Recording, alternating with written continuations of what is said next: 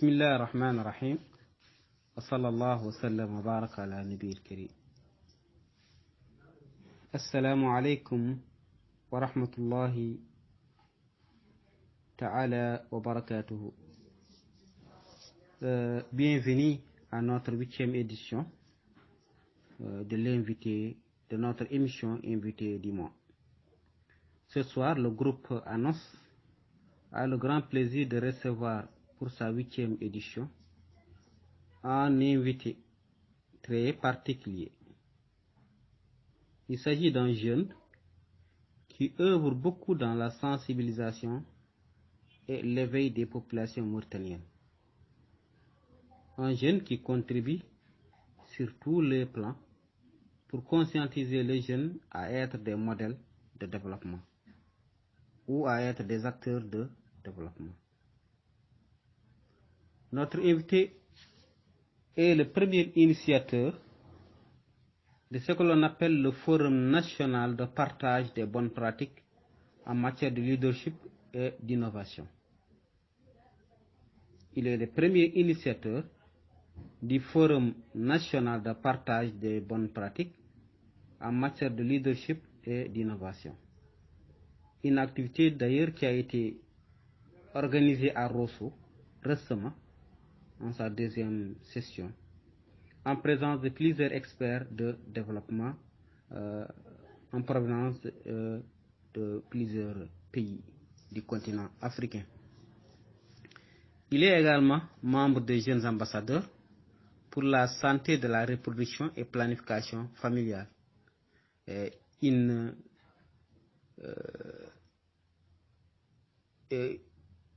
est membre de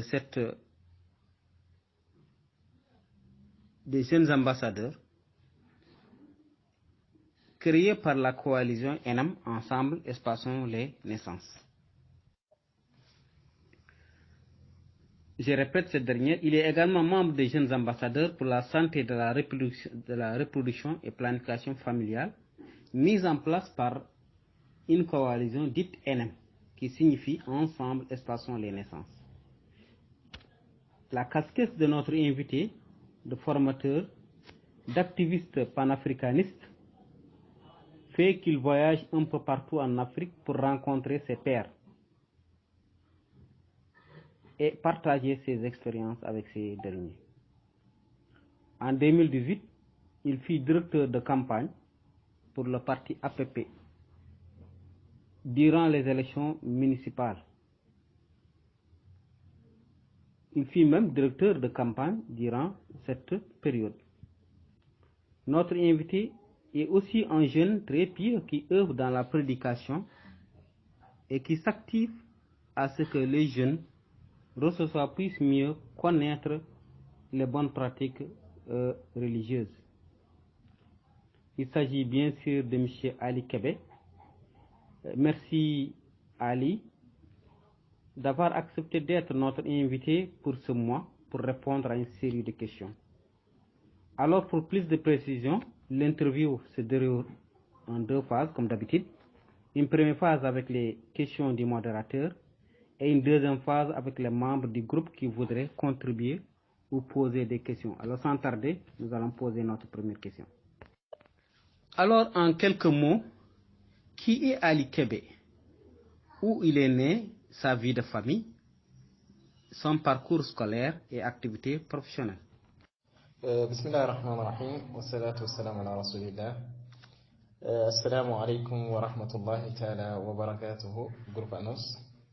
Merci beaucoup, Monsieur Omar Mbaye, pour l'invitation. Merci à tous les membres du groupe ANOS. C'est un plaisir pour moi d'être avec vous et d'être aussi l'invité du mois. Je vous remercie beaucoup pour l'invitation. En quelques mots, qui est Ali Kébé? C'est une question qui n'est pas facile à répondre, mais on va essayer. Donc, je m'appelle Ali Kébé. Je suis né à Rosso le 7 février 1996. Ma maman s'appelle Houley Kelly. Mon père s'appelle Alpha Kébé. Je suis un jeune éduqué par ses grands-parents du côté maternel. Donc, j'ai grandi auprès de mes grands-parents maternels. où le grand-père est décédé, paix à son âme, et je suis jusqu'à présent avec la grand-maman. Je suis un jeune célibataire. Pour le parcours scolaire, je suis un jeune qui a fait un peu l'école. J'ai fait le bac une fois, je ne l'ai pas eu et j'ai abandonné pour multiples raisons, peut-être qu'on va en venir. Pour les activités professionnelles, je suis le point focal d'un projet de l'Union européenne au niveau de la région d'Itrarza, un projet sur la prévention de conflits et la promotion du dialogue interculturel. Je suis surtout dans la vie sociale.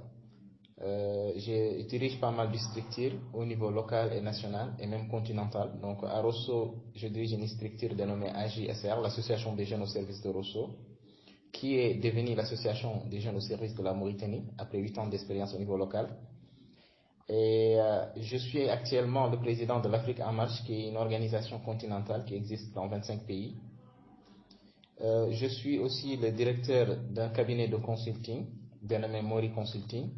Et actuellement aussi, je suis le coordinateur d'un projet intitulé Sahel Engage, qui est un projet de USAID, dont je coordonne au niveau de la Mauritanie, avec quelques jeunes et quelques leaders religieux aussi, parce que c'est un projet qui consiste à mettre en place un cadre de dialogue entre les jeunes et les religieux.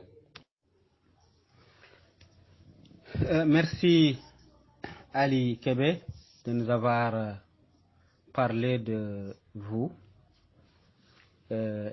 J'espère que désormais le groupe Annonce connaît ce qui est Ali Kébé. Nous sentons déjà que vous êtes un jeune très actif dans la vie associative. En tant que jeune, vous avez dirigé des structures qui étaient d'abord internes et qui finalement tendent vers l'internationalisation. Donc, cela montre tout simplement que vous êtes un jeune qui a de l'expérience. J'espère que les jeunes dans ce groupe prendront référence en vous, en ce qui concerne tout simplement ce militantisme, ce dynamisme de jeunes. Nous prions Allah subhanahu wa ta'ala pour votre grand-père, qu'Allah lui accorde le paradis, et nos condoléances à toute la famille. Alors je m'en vais directement à la deuxième question. Monsieur Ali, pouvez-vous nous parler de votre engagement dans la vie associative et pourquoi vous avez juste fait ce choix après vos études? Vous êtes orienté vers la vie associative et nous vous voyons tout le temps dans des voyages, tout le temps en train d'accompagner les jeunes. Donc pourquoi cet engagement dans la vie associative et pourquoi ce choix?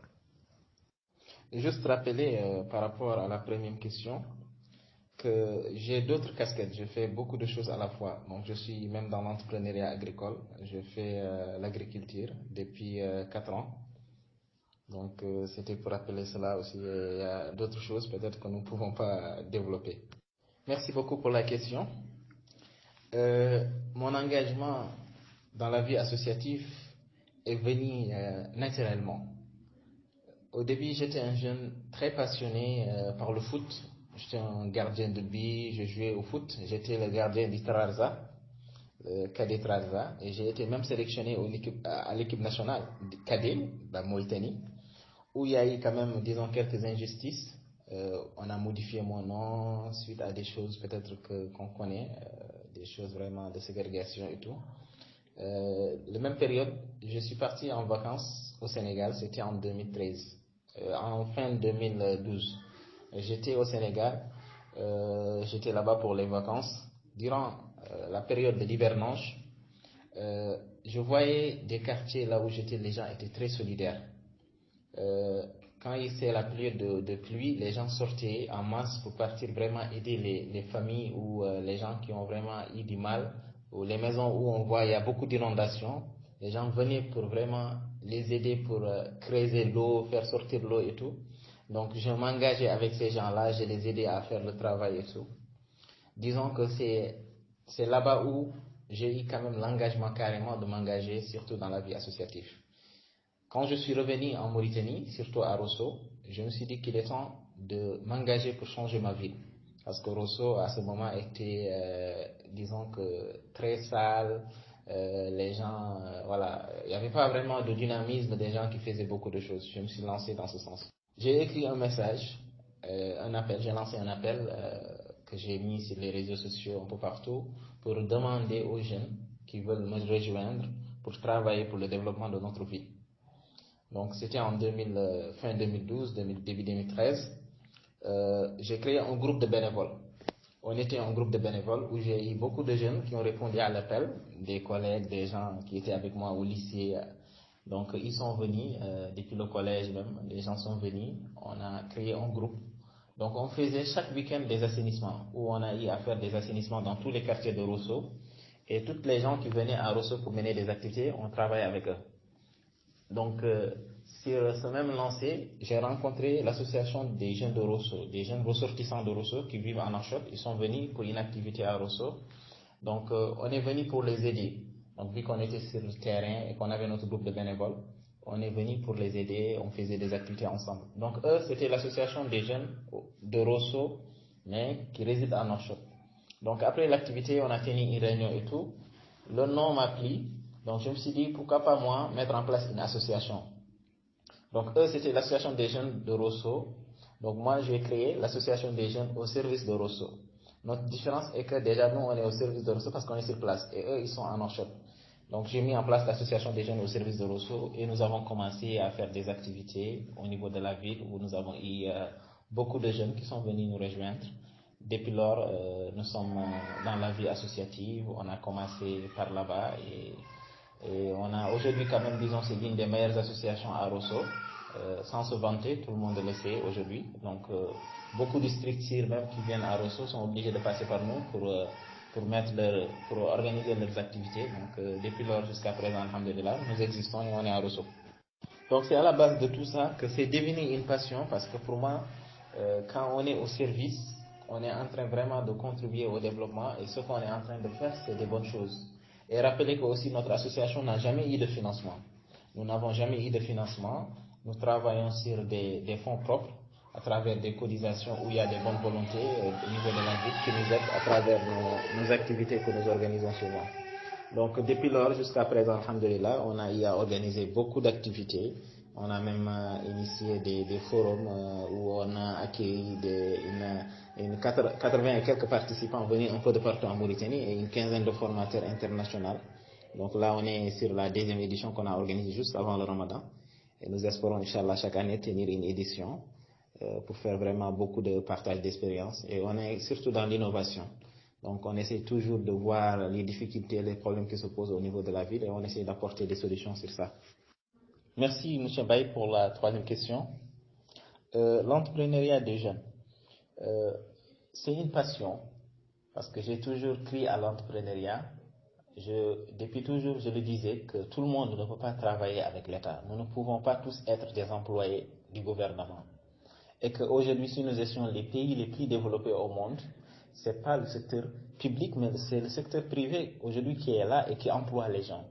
Donc, il faut qu'aujourd'hui qu'on essaie de mettre en place nos entreprises, de pouvoir aujourd'hui lutter contre le chômage, pouvoir prendre des gens.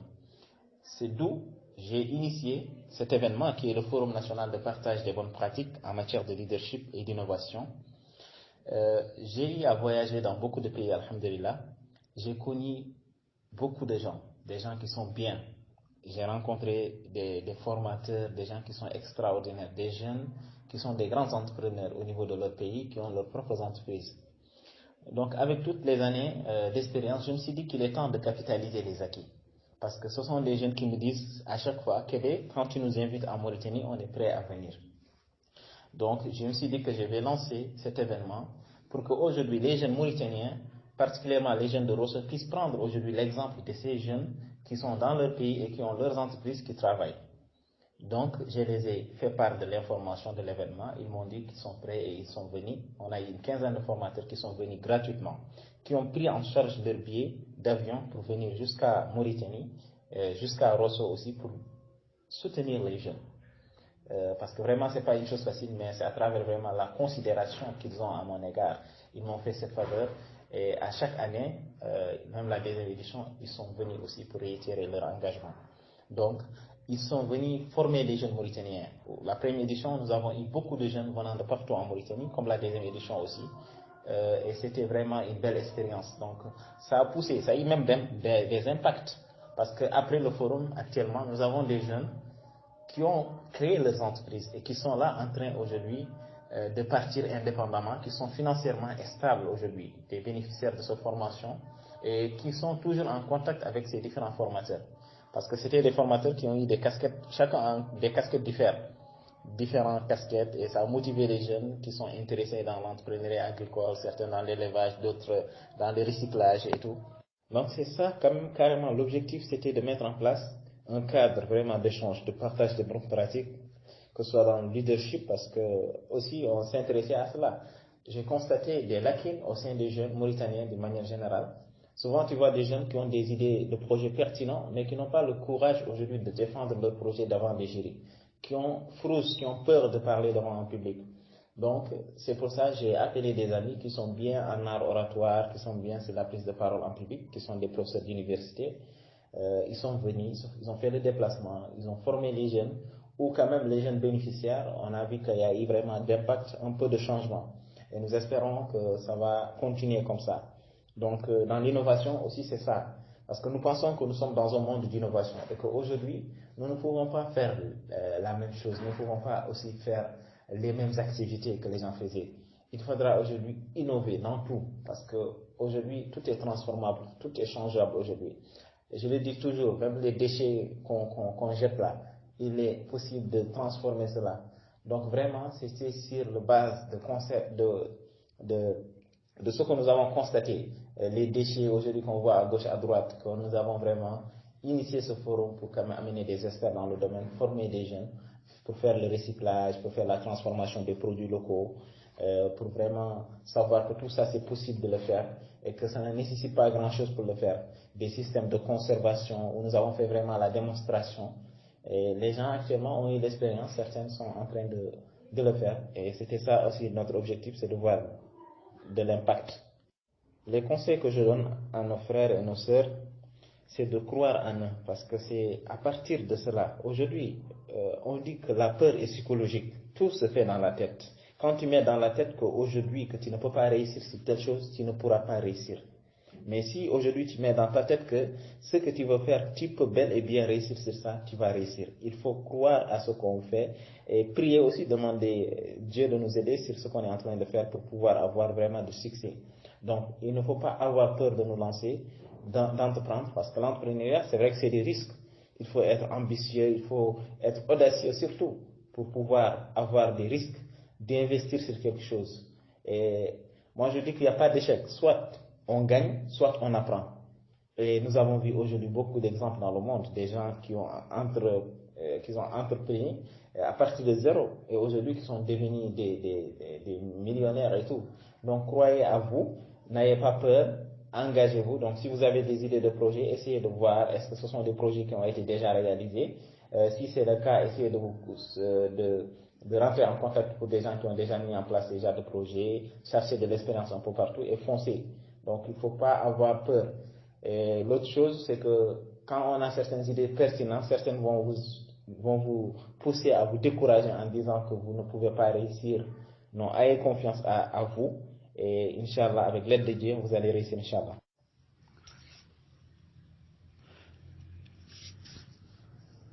Merci Ali Kébé.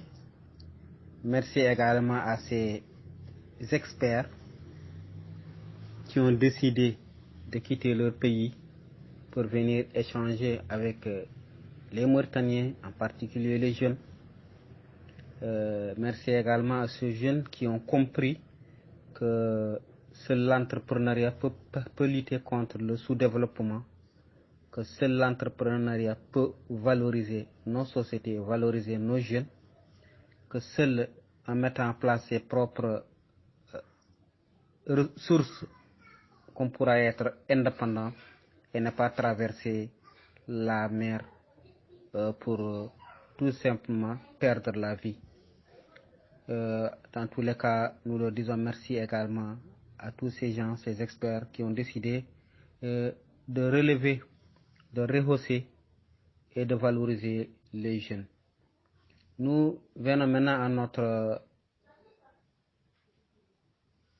quatrième question. Monsieur Ali, vous êtes membre également des jeunes ambassadeurs pour la santé de la reproduction et planification familiale. Quels sont les objectifs et les orientations de ce cadre qui comprend des jeunes, parce qu'on vous voit tout le temps actif, vous les publiez tout le temps sur vos pages, et pourquoi juste le choix de la santé de la reproduction et la planification familiale? Merci pour la quatrième question. Oui, je suis membre des jeunes ambassadeurs pour la santé de la reproduction et la planification familiale, qui est un groupe de jeunes qui viennent dans les différentes structures. Et le réseau des jeunes ambassadeurs, qui est coiffé par une coalition qui regroupe beaucoup d'organisations de la société civile mauritanienne, qui sont particulièrement dans le domaine de la santé, qui ont mis en place cette structure. Donc, je suis membre de la coalition, mon organisation est membre, et je suis aussi membre du réseau des jeunes ambassadeurs.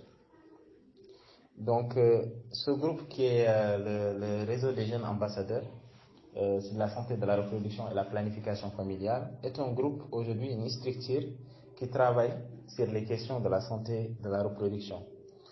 Nous menons des activités de sensibilisation pour conscientiser les gens sur la santé de la reproduction, qui sont des thématiques très taboues chez nous, parce qu'aujourd'hui, quand tu parles de la planification familiale, nous entendons beaucoup de choses sur ce sujet.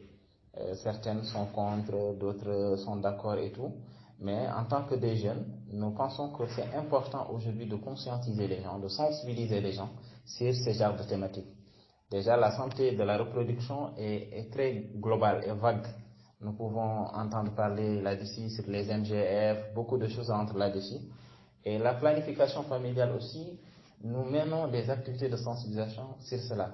Parce que nous pensons qu'aujourd'hui, c'est une bonne chose de conseiller les couples mariés de pouvoir faire ce qu'on appelle l'espacement de naissance. Aujourd'hui, l'espacement de naissance est une bonne chose si nous essayons de voir aujourd'hui l'avis des médecins par rapport à beaucoup de choses que nous voyons là-dessus, parce que nous savons que nous sommes des musulmans et nous sommes contre de ce qu'on appelle l'imitation de naissance. Mais quand on essaie de voir, l'espacement de naissance est quelque chose qui est même autorisé. Parce que si nous essayons de voir, même dans notre religion, le temps qu'on donne à une femme d'allaiter l'enfant, c'est une forme d'espacement de naissance. Donc nous sommes beaucoup dans la sensibilisation, dans des activités de plaidoyer sur cette thématique. Pourquoi le choix de SRPF? Donc comme on l'a dit, le réseau des jeunes ambassadeurs est restreint, parce que ça a été mis en place dans un cadre spécifique à ça. Donc c'est pour cela que nous, aujourd'hui, en tant que des jeunes ambassadeurs, les activités que nous faisons sont aujourd'hui dans ce domaine, la santé de la reproduction, les mutilations génitales féminines, et aussi souvent nous voyons d'autres thématiques qui viennent là-dessus, telles que les mariages forcés. On fait des sensibilisations sur ça. Donc vu qu'aujourd'hui les structures est orientée sur ça, parce que le nom déjà nous le montre, et qu'aujourd'hui ça a été mis en place dans 9 pays. Donc c'est les structures des jeunes ambassadeurs. Il y a l'alliance des jeunes ambassadeurs qui existe dans les 9 pays du partenariat de Ouagadougou, qui est à la base les gens qui ont mis en place cette initiative. Donc il y a les coalitions dans les 9 pays et aussi le réseau existe dans ces 9 pays. Merci, M. Ali. Pour ne pas trop commenter cette quatrième question, je m'en vais directement à la cinquième. Et je sais que les membres du groupe ANOS hâtent qu'on ouvre pour leur permettre de poser leurs questions. Alors, pour ne pas trop faire de monopole, je m'en vais directement à la cinquième question. En tant qu'activiste, que pensez-vous des questions d'actualité suivantes? Je les cite. Que pensez-vous de la loi sur le genre, le chômage des jeunes, la situation sécuritaire actuelle, les nominations et le système éducatif? Que pensez-vous de ces points-là? La loi sur le genre, le chômage des jeunes, la situation sécuritaire, les nominations actuelles et le système éducatif. Merci beaucoup pour la cinquième question. Mon point de vue sur la loi sur le genre, déjà je pense qu'il est toujours important de définir cela, de savoir réellement ça consiste à quoi. Parce que quand on entend le genre, déjà en première vue, la définition, d'habitude qu'on disait genre, on parle de homme-femme, de l'égalité entre les hommes et les femmes. Maintenant, ça dépend de vraiment là où on fait référence. Il y a un aspect où on peut comprendre. Si aujourd'hui c'est de dire l'égalité entre l'homme et femme dans le travail, d'avoir les mêmes salaires et tout, là c'est compréhensible. Mais si c'est aujourd'hui vouloir insérer des choses qui sont contre nos principes et nos valeurs, là il faudra dire que nous ne sommes pas d'accord. Et aujourd'hui, très souvent, quand nous entendons au niveau mondial parler de genre, c'est quelque chose qui est vague, où on peut vraiment entendre, il y a l'homosexualité, il y a beaucoup de choses aujourd'hui qui peuvent rentrer dedans. Et je pense qu'en étant des jeunes, en étant aussi des musulmans, en étant dans un pays, république islamique, il y a des choses que nous ne devons pas accepter. Donc il y a des choses que nous, on doit contexter carrément, être contre, parce que ça ne part pas avec nos principes religieux, ça ne part pas même avec nos coutumes, nos traditions. Donc là, si c'est vraiment, ça interpelle le genre dans ce sens, moi je pense que c'est pas bien. Il faudra refuser cela, il faudra aujourd'hui conscientiser les gens pour mieux comprendre réellement les enjeux. Le chômage des jeunes, ça c'est vraiment l'actualité mauritanienne et africaine d'une manière générale. Si nous essayons de voir, le taux de chômage aujourd'hui est tellement terrible. Les jeunes ne font rien. Et aujourd'hui, si nous essayons de voir, ça nous renvoie à la deuxième question posée par rapport à la sécurité. Parce que tout cela est lié. Parce qu'aujourd'hui, si les gens ne travaillent pas, les gens n'arrivent pas aujourd'hui à survenir à leurs besoins, à avoir aujourd'hui de quoi se nourrir. Je pense que ce sont des choses qui poussent aujourd'hui les gens de passer à la violence. Et aujourd'hui, la plupart des gens qui font des agressions, qui volent, qui font beaucoup de choses qui ne sont pas normales, ce sont des gens d'habitude qui cherchent peu, qui cherchent des petites choses. Tu viens, tu veux prendre quelque chose sur une personne, il refuse, tu l'agresses ou tu le tues pour pouvoir juste avoir quelque chose, peut-être même pour pouvoir manger. Donc c'est un problème qui se pose où le gouvernement doit se positionner par rapport à ça, essayer vraiment de faciliter l'emploi, d'insérer les gens, parce que les formations existent. Beaucoup de jeunes aujourd'hui sont formés, les centres de formation sont là, mais il y a le problème d'insertion qui existe. Parce qu'aujourd'hui, quand tu parles, on dit qu'il y a les centres de formation qui sont là et tout, mais après la formation, c'est là où il faut vraiment mettre l'accent. Donc aujourd'hui, le chômage existe et c'est vraiment triste, mais je dis toujours que les jeunes ne doivent pas attendre. Essayons aujourd'hui de mettre en place des choses, de pouvoir survenir à nos besoins, de mettre en place des entreprises qui peuvent même employer. Donc c'est important de ne pas attendre, il ne faut jamais attendre. Donc de pouvoir vraiment agir pour lutter contre cela. La situation sécuritaire, j'ai un peu parlé sur ça. Donc, comme on l'a dit, actuellement, nous constatons qu'il y a beaucoup d'agressions, il y a beaucoup d'insécurité aujourd'hui dans notre pays. Et cela aussi, comme on l'a dit, tout est lié. Tout est lié aujourd'hui. Donc, il y a le chômage, il y a beaucoup de choses aujourd'hui qui poussent les gens à agir ainsi. Mais aussi, nos autorités doivent mettre certaines règles en vigueur, parce qu'aujourd'hui, certaines agressions, aujourd'hui qu'on voit surtout dans les quartiers périphériques et tout, où il y a vraiment, il n'y a pas de sécurité dans certaines zones. Et ça, il faut en parler, que ce soit en Afrique, que ce soit même à l'intérieur du pays. Il y a des zones vraiment où il n'y a pas la sécurité, où même les officiers de police n'ont pas le courage d'accéder, et c'est pas normal. Un pays doit être sécurisé. Donc aujourd'hui, si nous essayons de voir les autres pays où il n'y a pas la sécurité, on voit carrément ce qui se passe. Donc nos autorités doivent prendre toutes les mesures nécessaires pour pouvoir quand même arriver à maîtriser la sécurité. Et cela, il faudra aujourd'hui occuper les gens, parce que tant que les gens ne sont pas occupés, ils sont obligés, ils seront là pour faire du n'importe quoi. Mais si chacun est occupé sur quelque chose, chacun aujourd'hui travaille, essaie de gagner sa vie dignement, il n'aura pas le temps de faire certaines choses. Les nominations actuelles et le système éducatif. Par rapport aux nominations actuelles, nous voyons que vraiment, je ne sais pas sur quelle base ça se fait, mais je me dis que vraiment, il y a certaines choses qu'il faut revoir. Mais ce n'est pas à chaque fois que nous changeons les ministres comme ça. Parce qu'on voit un ministre qui a commencé à travailler, qui a un plan de travail qui est bien, qui commence à faire des belles choses, et qu'automatiquement on change. Et nous savons dans l'administration mauritanienne, que les gens soient convaincus ou pas, c'est vrai que l'administration doit être une continuité, mais malheureusement, nous avons ce problème de leadership. Si une personne est là, il part, tout redevient, il y aura vraiment du retard par rapport à même ce qui a été fait. Je donne l'exemple précis du ministère de la Jeunesse. L'ancien ministre de la Jeunesse qui était là avait commencé à innover, à travailler, à faire des choses. Et c'était le ministère de l'Emploi, de la Jeunesse et des Sports. Ils ont changé maintenant, c'est devenu le ministère de la Jeunesse, des Sports et de Culture. Donc ils sont revenus à l'ancienne formulation qui existait en 2014-2015. Maintenant, ils ont séparé aujourd'hui l'emploi et les jeunes, ils ont réamené aussi culture et jeunesse et sport. Mais pour dire que vraiment, maintenant, les gens sont obligés de revenir en arrière.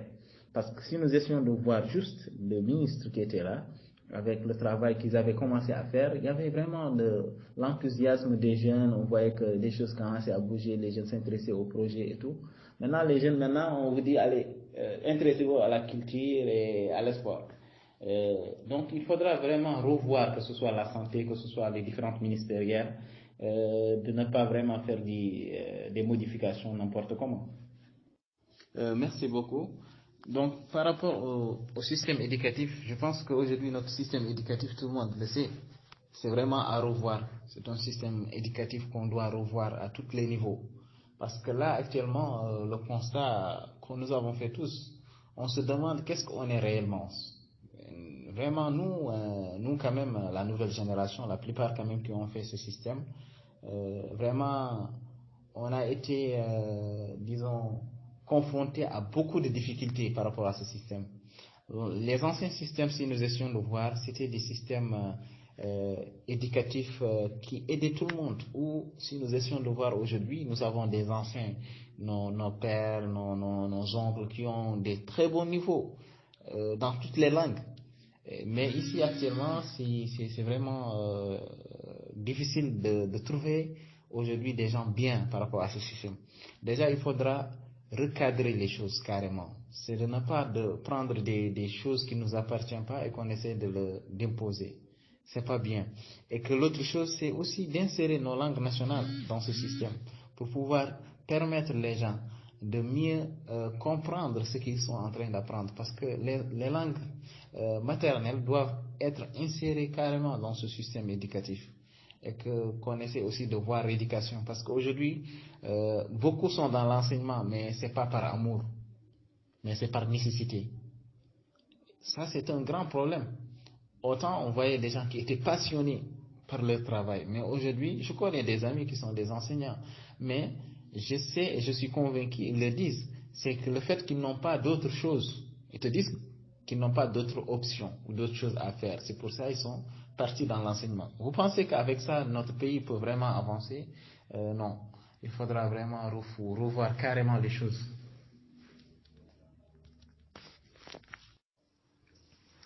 Merci Ali, merci Ali Kébé de cette analyse de l'actualité oblige sur la question du chômage des jeunes, la situation sécuritaire, les nominations actuelles du système éducatif. Cela également m'amène à poser une autre question. Il s'agit de la politique. C'est une question que beaucoup de jeunes fuient. Mais nous nous rendons compte qu'en 2018, vous avez soutenu la candidature d'un candidat d'APP à Rosso, où vous étiez même directeur de campagne. Que représente la politique pour vous? Avez-vous des aspirations politique comme futur maire de la commune de Rosso ou député de la Mokata. Voilà. Merci pour la 6e question. Oui, effectivement, en 2018, j'ai fui le directeur de campagne de APP. J'ai soutenu un candidat d'APP.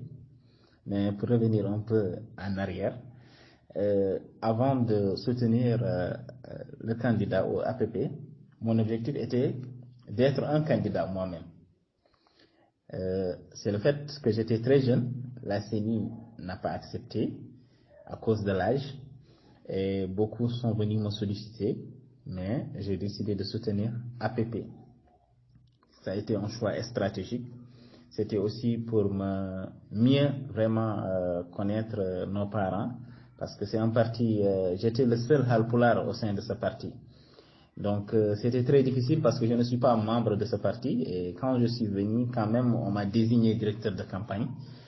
Étant très jeune, en voyant des vieux là-bas, des anciens du parti, c'était très compliqué.